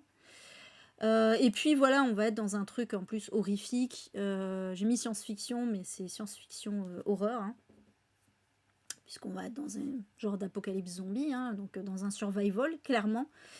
C'est intéressant, on va encore être... Alors c'est marrant, un peu comme dans le Nous sommes l'apocalypse, hein, aussi, il y a une grosse métaphore de, voilà, de la question trans avec le changement de monde comme ça, voilà, la transition, etc. On est vraiment dans la métaphore et de quelle est...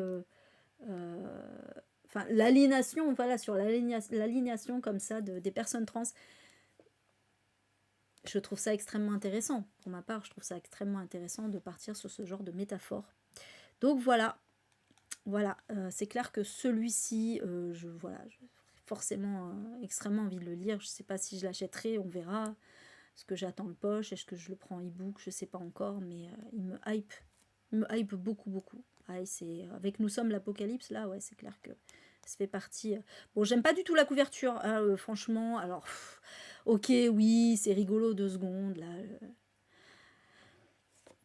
Voilà, vous aurez compris, mais c'est un peu moche, quoi. C'est un peu moche, mais bon. Bref, je passe à la suite. Toujours le 21 septembre sortira Devant Dieu et les hommes le nouveau Paul Collis, qui est donc un auteur de thriller belge. Ça sortira chez Hervé Chopin.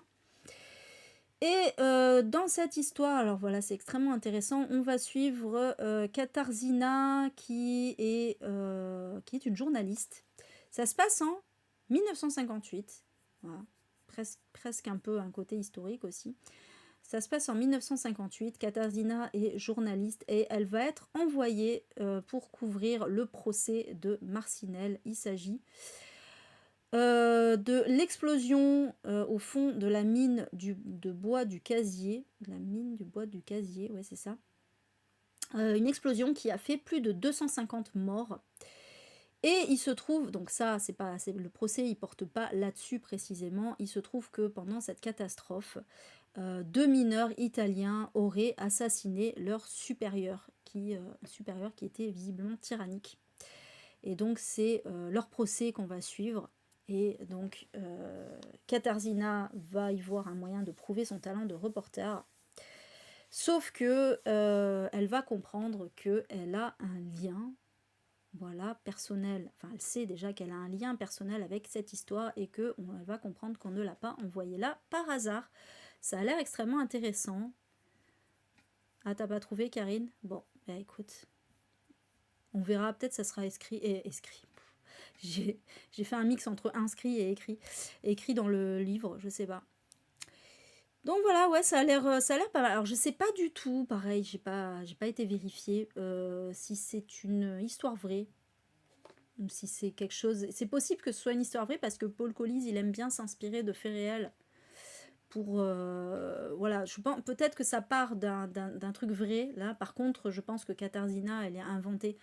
Je pense que c'est un peu le truc de Paul Collis de partir de faits réels et d'extrapoler, de faire un truc un peu romancé comme ça. Donc voilà. Mais j'aime bien l'idée, en tout cas. Toujours le 21 septembre. Ah, celui-là, il me tente pas mal aussi. Et il est très très beau. Sortira Kaboul Beauté Institut de Frishta Amini et Anne Chaon. Alors, comme pour Azouz Begak tout à l'heure, c'est Anne Chaon qui va écrire, qui va raconter en fait la vie de Frishta Amini. En fait, toutes les deux en collaboration, hein, bien sûr. Puisque Frischta, en fait, c'est une esthéticienne. Donc là, pareil, un petit peu un côté historique, même si en vrai, ça se passe en 2021, donc c'est tout récent. Mais voilà, c'est quelque chose qui a encore une fois changé l'histoire, puisque on est le 15 août 2021, et donc, vous le savez, à ce moment-là, les talibans viennent de reprendre le contrôle de l'Afghanistan. Et donc on va suivre Frischta, qui est une jeune esthéticienne qui travaille dans l'un des derniers salons de beauté de la capitale afghane, et qui va quand même continuer de recevoir ses clientes dans une semi-clandestinité. Puisque, bon bah voilà, en fait, ces femmes, donc considérées maintenant comme des êtres inférieurs, veulent quand même rester belles, oui, ben oui, pourquoi pas. Et donc voilà, elles vont se retrouver entre elles, et elles vont quand même avoir du bon temps tout ensemble. Voilà, elles vont danser, elles vont chanter, rire, malgré leur vie qui est détruite, hein, il faut bien le dire. Donc voilà, un salon qui est une lumière dans l'obscurantisme, mais le problème c'est que Frischta sait que ça faiblit de jour en jour, et que voilà, l'avenir s'avère sombre, et donc elle va décider de partir. Voilà, je n'en sais pas plus.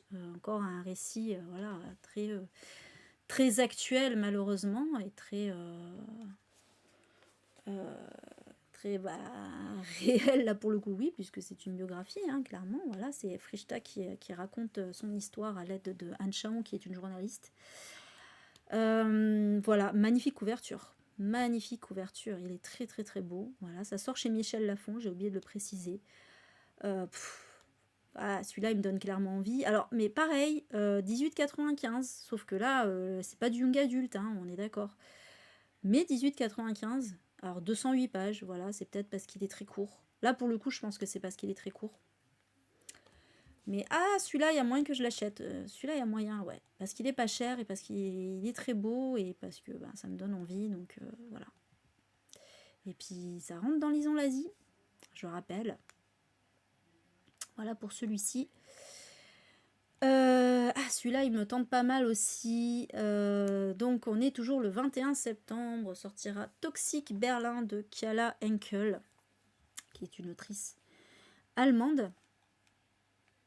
Et donc, dans cette histoire, donc on est en 2009. Donc, ça sortira chez Les Arènes, j'ai oublié de préciser, aux éditions Les Arènes. On est en 2009 à Berlin, et on va suivre deux étudiantes en art qui sont américaines. Elles viennent de New York. Elles ont décidé de venir ici parce que elles veulent un peu découvrir une nouvelle vie, parce que leur vie d'avant est assez triste malheureusement. Zoé, donc voilà, il y a Zoé qui porte le deuil de sa meilleure amie de lycée qui a été assassinée des mois auparavant. Et Hailey, elle est riche. Elle est riche, mais elle veut... Alors elle, c'est pas du tout parce qu'elle avait une vie triste, en fait. C'est parce qu'elle veut devenir une légende warholienne. Donc Andy Warhol, quoi, vous l'aurez compris. Elle est obsédée par Lindsay Lohan et Britney Spears. Et donc les deux jeunes filles, Zoé et Hailey, vont louer toutes deux un appartement ensemble. Et il se trouve que cet appartement appartenait, oui, autrefois à une écrivaine plutôt excentrique qui s'appelle Béatrice. Donc voilà, Zoé et Hailey, elles savourent un petit peu leur nouvelle vie à Berlin. Elles passent leur nuit, voilà, à parcourir les clubs berlinois. La journée, elles ont la gueule de bois. Jusqu'à ce que des choses bizarres commencent à se produire dans l'appartement où elles vivent. Et elles commencent à être persuadées qu'elles sont surveillées par Béatrice, donc l'ancienne propriétaire, qui, je rappelle, est écrivaine. Elles sont persuadées, en fait, que Béatrice s'inspire de leur vie pour son prochain roman à suspense, et elles décident de la battre à son propre jeu. Ça a l'air quand même grave cool comme idée. J'aime beaucoup l'idée de celui-ci. Franchement, Voilà, j'aime bien la couverture aussi, elle est fun, ouais, justement, un côté Andy Warhol, hein, pop art, comme ça. Ouais, franchement, j'aime trop l'idée de celui-là. Ça a été super dur de trouver le synopsis au passage. J'ai dû aller le chercher dans le truc en VO, dans le roman en VO, donc en anglais en fait, parce qu'il n'y avait pas le synopsis en français nulle part. C'était un truc de fou. Mais j'ai réussi à le trouver quand même. Voilà, donc ouais. Oui, parce que, alors d'habitude, quand il n'y a pas le synopsis, je mets pas, parce que voilà, mais là, je sais pas, le Toxique Berlin, je sais pas, le titre, la couverture me faisait dire que ça pouvait être un truc intéressant, donc j'ai été chercher le synopsis, quoi. Mais voilà, ça a l'air grave cool, j'aime beaucoup l'idée. Je suis très très très curieuse. On passe au 22. Sortira donc L'odeur des clémentines grillées de Lee Do-woo aux éditions Decrescenzo, avec qui j'étais plus ou moins en partenariat, mais je sais pas, ils m'ont oublié et du coup je me suis un petit peu rappelé à leurs bons souvenirs. Alors je sais pas hein, si je vais recevoir ou pas, puisque du coup je leur ai demandé celui-là, mais j'aurais surtout demandé 2 autres qui vont sortir en octobre, donc je vous en parlerai le moment venu, mais qui me hype beaucoup beaucoup. Et donc dans celui-là, alors celui-là il est assez classique, on est dans un petit contemporain, on est encore sur la thématique de la librairie, voilà, puisqu'on est dans un petit village de montagne, et on va suivre une petite communauté de personnages autour de la librairie Goodnight. Des personnages qui ont créé des liens entre eux malgré leurs différences. Et il se trouve que on va tomber. Alors je sais pas comment. La quatrième de couve est pas très très claire. Mais on va tomber sur le journal intime du libraire qui va. Alors je sais pas si on. Ou peut-être que le livre va raconter un peu le journal intime du libraire, je sais pas. Qui va dévoiler un petit peu des secrets de cette communauté. Voilà, ça va être intéressant. Et puis on va aussi suivre Ewon, qui va découvrir. Alors, apparemment, elle fait partie de la famille du libraire aussi. Elle va découvrir qu'elle a une parente qui a été autrefois une autrice à succès. Voilà, et donc, on ne sait pas plus. Donc, en fait, voilà, vous l'aurez compris, un peu secret de famille, secret de personnes, d'une communauté, d'une façon générale, le tout autour de la lecture, de la librairie, etc. On aime bien ce genre de truc. Coucou Steph, en fait je t'avais pas vu Steph. Oui, bah, forcément, roman coréen, c'est clair. Voilà. Donc ouais, celui-là, il a l'air assez cool. Mais j'avoue que là, j'en ai vu, putain, Decrescenzo, là, ils sortent des trucs qui me hype pas mal. Alors Decrescenzo, je rappelle, c'est comme l'Atelier des Cahiers, c'est une maison d'édition qui se spécialise dans le roman coréen. Et donc ouais, il y a un peu de tout, il y a un peu de tous les genres. Et là, en l'occurrence, ce qui m'intéresse, là, ça va être de la SF qui va sortir en octobre et un livre qui va parler des femmes. Voilà, j'en dirai pas plus. Je vous tease pour les sorties du mois prochain, enfin du mois d'octobre. Ensuite, on approche de la fin, il en reste plus que 3. On passe au 27 septembre et on est avec une BD cette fois, puisque sortira Il m'a volé ma vie, pardon, de Morgane Célimane, pardon. Morgane Célimane, qui est une autrice franco-égyptienne. Et c'est une BD autobiographique. Oui, parce qu'en fait, Morgane va raconter sa vie conjugale en fait avec un homme qui l'a détruite tout simplement, enfin tout simplement, c'est horrible à dire mais voilà. Donc voilà, donc c'est Morgane qui va rencontrer Yacine. Yacine, il est charmant, il est attentionné, il est protecteur. Le couple va s'installer ensemble. Le problème, c'est que Yacine va commencer à frapper Morgane. Et Morgane va entrer dans la fameuse spirale infernale qu'on connaît Et voilà, alors évidemment, si elle est là pour en parler, c'est qu'elle a réussi à s'en sortir. Bon, moi, ça me fait penser du coup à l'autre BD du même genre qui est... Ah, comment ça s'appelle? C'est Sophie Lambda, l'autrice. Tant qu'il y a de l'amour, tant qu'il y a que l'amour, tant qu'il y a que l'amour. Non, mais c'est un truc du genre en tout cas. Voilà, ou tant qu'il y aura l'amour. Bref, que j'avais beaucoup aimé, j'avais adoré cette BD. Sauf qu'elle était un peu plus humoristique, la BD de Sophie Lambda, mais humoristique, mais en même temps horrible, parce qu'elle raconte évidemment la même chose. Hein. Bisous Cindy, bonne nuit. Donc voilà, bon bah vous savez, moi c'est un thème qui me tient beaucoup à cœur, donc il fallait que je mette cette bande dessinée. Ça m'intéresse beaucoup. Alors par contre, ce que je savais pas, c'est que à la base, donc si ça vous intéresse, hein, si vous n'êtes pas trop BD, sachez que c'est une adaptation d'un livre. À la base, c'est une biographie donc de Morgane Selliman. Elle a écrit un roman et le roman donc a été adapté en livre. Et d'ailleurs, du coup, les auteurs de la BD, enfin l'auteur, en fait le dessinateur, l'autrice c'est bien Morgane Selliman et c'est Francesco Di Battista au dessin. Et on nous dit avec la contribution de L.F. Bollé. Alors je sais pas ce qu'il a fait L.F. Bollé, mais voilà. Laurent Frédéric Bollé. Ah, il a aidé au scénario. Ok, voilà. Donc extrêmement intéressant en tout cas. Voilà pour celui-ci. Toujours le 27 sortira Souviens-toi de moi d'Alison Derrick. Alors, c'est une romance, mais une romance FF cette fois. Mais je l'ai mise parce que vous le savez, voilà, si je mets des romances, c'est qu'il y a des thématiques derrière qui m'intéressent. Et là, en plus, on est dans un... Non, c'est pas du tout ce que j'allais dire. On est dans la thématique, en fait, de la mémoire. Donc, on va suivre Stevie et Nora, donc, qui sont deux adolescentes de 17 ans qui sont en couple. Voilà.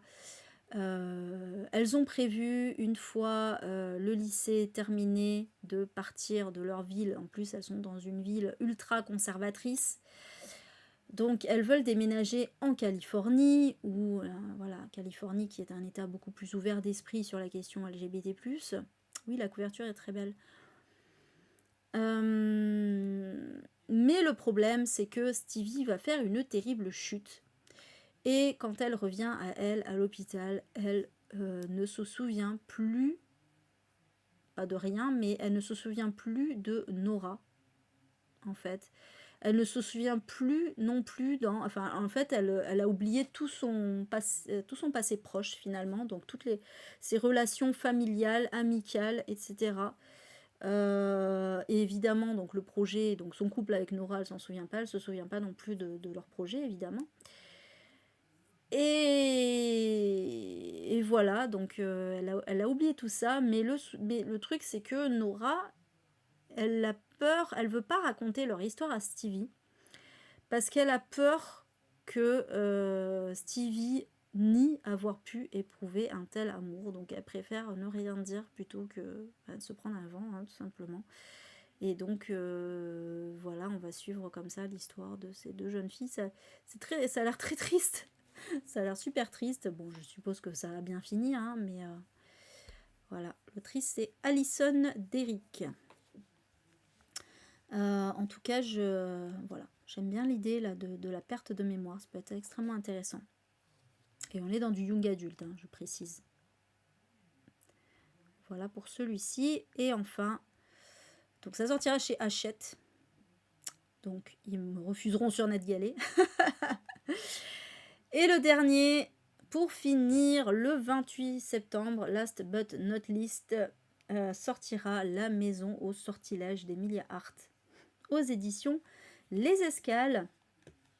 Et donc là, alors là, extrêmement intéressant, bon, couverture superbe, hein, qui plus est. On va suivre 3 femmes à des siècles différents. Donc en 2019, on suit Kate qui fuit Londres pour se réfugier dans une maison délabrée dont elle a hérité. elle va, en fait, ce qu'elle a fui, c'est un compagnon violent. Donc, elle est, voilà, elle pense que ce havre de paix va la protéger contre lui. Mais elle va sentir qu'un secret s'y tapit. En 1942, en parallèle, en 1942, alors que la Seconde Guerre mondiale fait rage, on va suivre Violette, qui est en fait cloîtrée dans son domaine familial. Elle est étouffée par les conventions sociales. Elle vit avec le souvenir de sa mère dont il ne lui reste qu'un mystérieux médaillon. Et en plus, elle a aussi une inscription étrange sur le mur de sa chambre. Qu'est-ce que ça cache? Et enfin, en 1619, donc là on est à 3 siècles avant carrément, on suit Alta qui connaît le secret des plantes. Voilà, c'est un savoir ancestral transmis de mère en fille. Donc beaucoup de villageois viennent lui demander de l'aide, évidemment, mais le souci c'est qu'un jour un fermier va mourir piétiné par son troupeau. Et tout le monde va accuser Alta d'être à l'origine de cette mort et tout le monde va l'accuser de sorcellerie. Vous avez certainement vu venir le truc, 1619. Voilà, donc 3 femmes, 3 destins et peut-être une même maison si voilà, le titre, la maison qui revient à chaque fois. Bon, voilà, je pense que on aura compris un peu le truc. C'est le lieu qui va être important là-dedans. Ouais, voilà, Karine, t'avais deviné. Voilà, donc... Ah, celui-là, c'est clair qu'il me fait de l'œil aussi. Ah là là. En plus, il est très très beau. Très classe. Donc, c'est clair que celui-là, il fait partie de ceux qui me hype le plus dans la sélection. Voilà, et donc, c'en est fini pour les sorties qui m'intéressent pour ce mois de septembre. Spéciale rentrée littéraire, donc. J'espère que vous aurez noté quelques titres, que ça vous aura donné des idées. Et voilà, et ben écoutez, la prochaine vidéo, ce sera quoi? Alors, j'ai pas encore fait mon planning de septembre, puisque là, du coup, le prochain live, ce sera mardi, mais ce sera quoi? Je sais plus. Allez, c'est parti. Petit tour sur le planning. Oui, parce que je ne connais pas mon planning, tout va bien, c'est normal.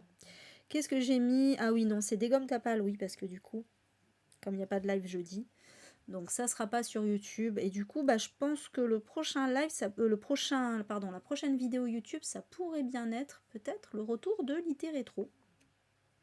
Ou un bilan lecture. L'un des deux. Voilà, ce sera la surprise. Dimanche, il y a plus de chances que ce soit un bilan lecture.